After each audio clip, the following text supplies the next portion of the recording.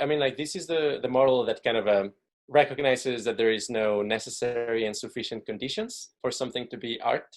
And I mean, the classic example from Wittgenstein was, this concept of a game, that like, okay, like what is a game? And, if you press somebody who plays a lot of games to define it, they may say something along the lines of, there's like more than one player, there are points, there is a winning condition, there's strategy. But the truth is that, for any kind of condition like that you provide, you will always find a counterexample. Like, I mean, like, do the staring game have like points? Like, not necessarily, or like, sports are like very different than board games. And so his main idea was that the very term game doesn't really refer to something with necessary and sufficient conditions. It's much more kind of a pointing in the general direction of a cluster of properties that tend to happen together. They tend to be very correlated. And I guess like that was also like a time where like a lot of data science concepts were in, like household names. Like nowadays we can say like clustering, and a lot of people know what we're talking about. But at the time saying like, oh yeah, clusters in the space of meaning. Okay, like that was a very difficult concept to grasp at the time. And the main point of like model number one is that in art, you don't really have, like a set of necessary conditions that all pieces of art needs to have. And one of the, I guess, like things is that for each of these models, you can kind of like flip it around and say like, well, one thing is what these models are saying about the nature of art, but then you can also think of the model itself as an aesthetic.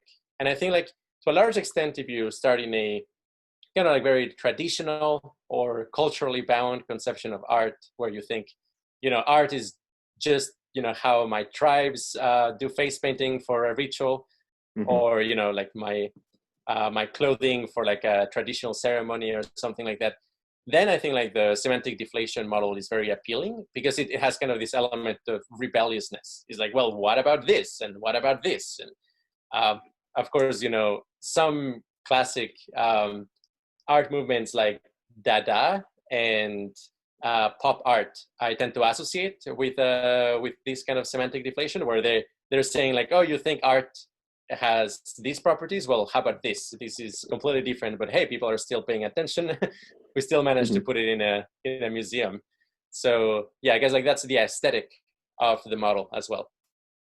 Gotcha. And you when you bring up like Duchamp's fountain and that this idea of sort of like meta art, like art that is about art, it makes me wonder, like if you're tying this back to like an actual medium of art creation, is the medium basically kind of like the conversation about art, like the sort of game-like dialectic between like artists in that community, where it's like very conceptual and just trying to like, figure out what art is? Yeah, definitely. And it's kind of a arms race almost, because you might look at a previous movement and say like, well, sure, they were pushing the boundary of art, but they still were working on the assumption that art had these other properties. I would potentially like talk about like new mediums as well as kind of exploring this aesthetic. Just this last weekend, I made a video reading out loud the Tactilist manifesto, and I think like tactilism also to some extent is related to the semantic deflation. It's like, oh, you think art is only about music and pretty pictures and sculpture? Like, okay, no, how about just immersing yourself physically and touching everything, that being art itself? There's a lot of purpose to like putting semantic deflation as the first model, because that sets the tone for how none of the other models is going to be the final answer, right? Like they're just going to be different lenses through which to see like art. And more than that, the kind of the reason why we should still, in a sense, like transcend like the model number one, is that it's very easy to get stuck in it. I mean, there's a lot of people who I think like their whole career is just like trying to push the boundary of art.